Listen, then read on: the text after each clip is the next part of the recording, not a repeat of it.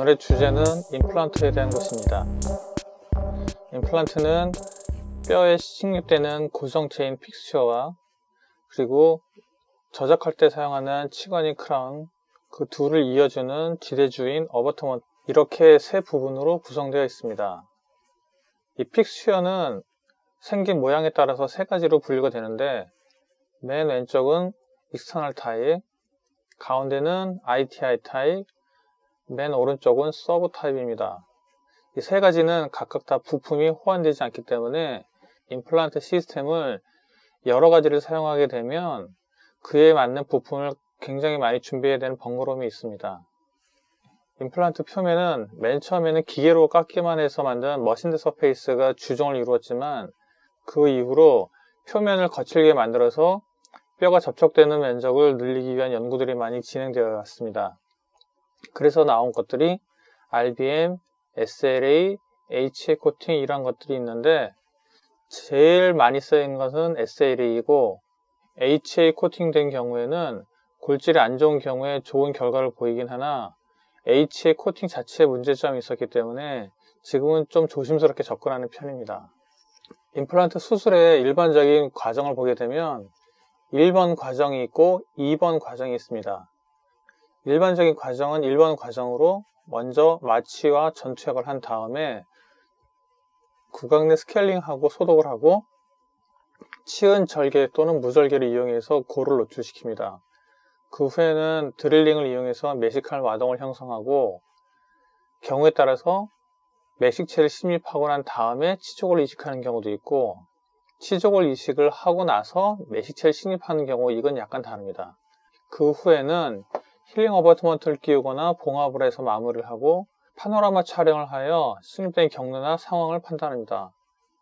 추후에 몇 달 기다린 다음에 2차 수술을 하는 경우도 있고, 1차 수술 시에 힐링 어버트먼트만을 사용하였을 때는 오스텔 등을 측정하여 임플란트가 뼈에 잘 붙었는지 확인합니다.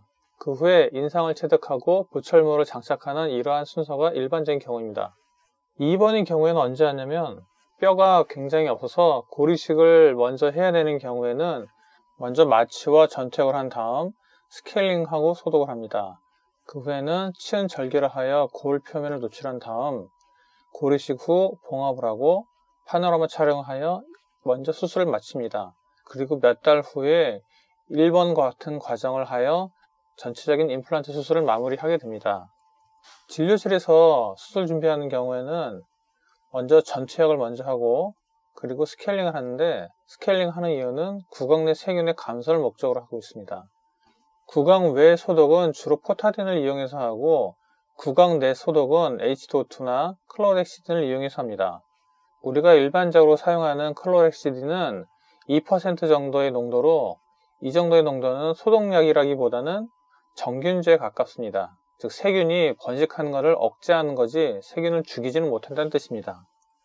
구강 외 소독을 할 때 소독의 범위는 코 끝부분부터 턱까지 언저리입니다. 이 소독을 할 때 포타딘을 이용해서 2번 소독을 하는데, 한 번은 검은색 방향으로 입술부터 시작하여 코 부위까지 소독을 하는데, 안쪽에서부터 바깥쪽으로 원을 크게 회전하면서 합니다. 두 번째는 붉은색 방향으로 하는데, 역시 입술에서부터 코까지 안쪽에서부터 바깥쪽으로 넓혀가면서 소독을 합니다. 수술 도구에는 기본적인 수술 세트, 옵처라 게이트, 고리식 키트, 슈처 키트, 픽스처, 본 파우더, 드릴링 키트, 이러한 것들이 반드시 필요하며, 경우에 따라서 필요한 것은 본침 메이커, 사이너스 리프트 키트 등이 필요합니다. 이러한 키트들은 한 덩어리로 포에 싸서 소독하게 되면 매번 소독할 양이 많아지기 때문에 각각 따로따로 세트를 만들어 소독하게 되면 소독하는 일도 줄어들고, 필요에 따라서 그때그때 필요한 키트만 사용하면 되기 때문에 훨씬 더 효율적이라고 할 수 있겠습니다. 이게 기본적인 수술 세트입니다. 정리를 하자면 세트에는 기본 기구가 있고, 수술 관련된 기구가 있고, 고리식에 관련된 부분, 이렇게 나눌 수 있겠습니다. 이거는 드릴링 키트죠. 네오의 IS 풀 키트입니다. 일반적인 수술의 과정은 먼저 절개를 하고 드릴링을 해서 픽스처가 식립된 공간을 만듭니다. 이때 D1은 뼈가 굉장히 단단한 부분인 거고 D4는 뼈가 굉장히 약한 부분을 의미하는데, D1과 D2의 경우에는 우리가 예정된 픽스처의 지경과 동일한 정도로 드릴링을 해주는 것이 좋고, D3와 D4 같이 뼈가 약한 부분은 예정된 픽스처보다 한 단계 작게 드릴링을 하는 것이 좋습니다. 골질이 안 좋은 경우에는 구멍을 작게 파서 한 단계 큰 픽스처를 억지로 밀어 넣어가지고 뼈가 약간 으스러지게 식립이 되어 불량한 초기 고정을 조금이라도 더 좋게 하기 위함입니다. 그 다음에 메쉬를 식립하고 봉합을 해서 끝납니다. 픽스처는 일반적으로 4.0의 10mm나 4.5의 10mm를 제일 많이 사용하는데, 상하 2번 치아는 3.5mm나 4.0을 심습니다. 하악 전치부는 미니 픽스처를 사용하는데 2.5나 3.0 직경을 많이 심습니다. 5.0mm 이상은 백업으로 초기 고정이 불량한 경우에 국한돼서 사용하기 때문에 일반적으로 많이 사용하지는 않습니다. 플랩리스는 블레이드를 사용해서 골면을 노출시키는 것이 아니라 티슈 펀치를 사용하여 수술 부위의 치은을 제한적으로 제거하면서 수술하는 방법입니다. 봉합하지 않고 힐링 어버트먼트를 끼우는 것으로 수술을 마무리하게 되는데, 이때 사용하는 티슈 펀치는 덴놀에서 판매하는 기준으로 보면 직경이 3.5, 4.0, 4.5, 5.0, 6.0 이렇게 5가지가 있습니다. 티슈 펀치를 사용할 때는 식립할 매식체와 동일하거나 한 단계 큰 것을 사용하는 것이 좋습니다. 임플란트라는 것은 어쨌든 간에 뼈에 손상을 입히고 이 뼈가 치유되는 것으로 인해서 픽스처가 뼈에 고정이 되는 이러한 치유 과정을 거치게 되는데, 뼈의 치유 과정을 보게 되면 손상된 뼈 주위로 골막이나 인접한 뼈에서 출혈이 먼저 발생합니다. 그러면 이 혈액이 응고되어서 혈병을 만들게 되는데, 이 혈병 속으로 골 형성 세포들이 침투해서 골이 만들어지기 시작하는 것입니다.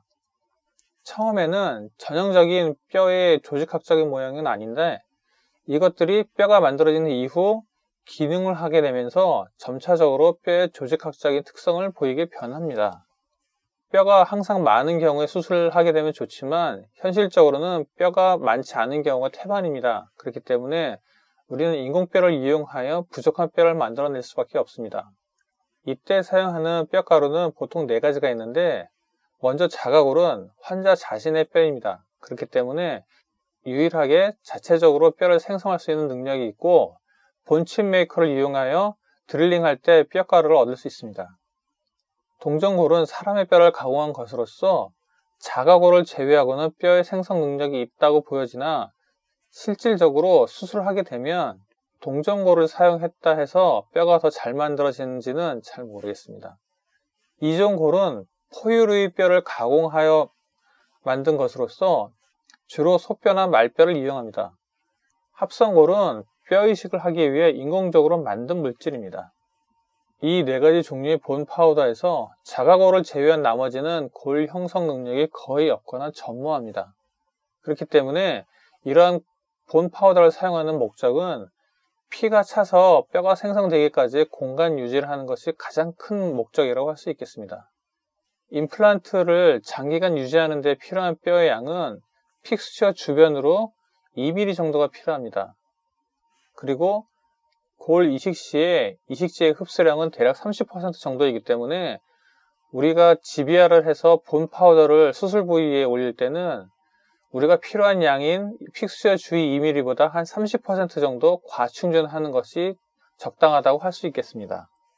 이러한 본 파우더를 수술 부위에 적용할 때는 크게 2가지 방법이 있을 수 있는데, 이 본 파우더가 시간이 지나면서 흡수되어 공간이 생기는데, 이 공간에 환자의 뼈가 만들어져서 치유되는 이러한 것이 GBR의 목적입니다. 이때 동전골, 이종골, 합성골의 흡수 속도가 각기 다릅니다. 그래서 이 3가지를 섞어서 적절한 공간을 만드는 것이 칵테일 테크닉이라고 할 수 있겠습니다. 또 다른 방법은 레이어 테크닉인데, 층층별로 다른 종류의 골을 배치시키는 것입니다. 픽스처 표면에는 자가골을 배치시키는 거고, 자가골 밖에는 동전골이나 이종골, 동전골이나 이종골층 밖엔 합성골을 배치하여 뼈가 만들어진 시간 동안 충분히 공간이 만들어지게 유도하는 방법입니다. 뼈 이식을 하게 되면 멤브레인을 쓰느냐 마느냐 여기에 대해서 반드시 고민을 하게 되는데, 멤브레인을 쓰는 가장 큰 목적은 골 이식제로 치은 조직이 침투하는 것을 방지하고 이식제가 흩어지는 것을 방지하는 것이 가장 큰 목적입니다. 이 멤브레인을 쓰느냐 마느냐에 대해서는 술자에 따라서 견해가 많이 다른 편입니다. 하지만 반드시 골을 만들어야 되는 부위에는 멤브레인을 쓰는 것이 좋습니다. 일반적으로 수술을 하게 되면 피가 나게 되는데, 이 피가 나는 부분은 골막과 골 자체입니다. 근데 멤브레인을 사용하게 되면 골막 부분에서 나오는 출혈이 제한적이기 때문에 피를 골막과 뼈에서 두 군데서 받지 못하고 한 군데에서만 받게 됩니다. 그래서 뼈가 만들어지는데 좀 제한이 있을 수 있습니다. 그리고 반드시 멤브레인을 써야 되는 경우에는 프라이머리 클로저가 되지 않는 경우, 이 경우에는 오픈 멤브레인 테크닉을 사용하게 되는데, 프라이머리 클로저가 됐다는 것은 치은과 치은이 만나서 골 표면이 구강내로 노출되지 않았다는 것을 의미하는 것이고, 프라이머리 클로저가 되지 않는다는 것은 봉합을 했을 때 연조직이 부족하여 연조직과 연조직이 서로 만나지 못하고 골 표면이 구강내로 노출되는 것을 의미하는 것입니다. 이런 경우에는 골 이식제가 흩어질 수 있고, 수술한 부위의 뼈를 보호하기 위하여 오픈 멤브레인 테크닉을 반드시 시행하여야 합니다. 멤브레인의 종류에는 흡수성과 비흡수성으로 나눌 수 있고, 흡수성은 단기 유지하는 경우와 장기 유지하는 경우로 또 나눌 수 있습니다. 비흡수성 계열에는 금속 계열과 비금속 계열로 나눌 수 있습니다. 각각은 이 표를 보시면 되겠습니다.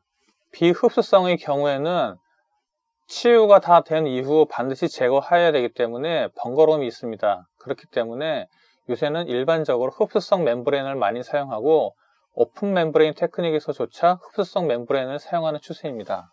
이 표는 드릴링과 티슈 펀치, 힐링 어버트먼트, 멤브레인에 대한 각각의 사용에 대한 적응증을 간단한 표로 정리한 것입니다. 수술 후에는 지혈이 잘 되는지 확인하고, 파노라마를 촬영하여 픽스처가 적절한 위치에 식립되었는지 다시 한번 확인합니다. 그 후에는 칼슘 영양제 섭취를 환자에게 권장합니다. 칼슘 영양제는 일일 섭취 칼슘 함량이 높고 비타민 D가 포함되어 있는 칼슘 영양제를 추천하는 것이 권장됩니다.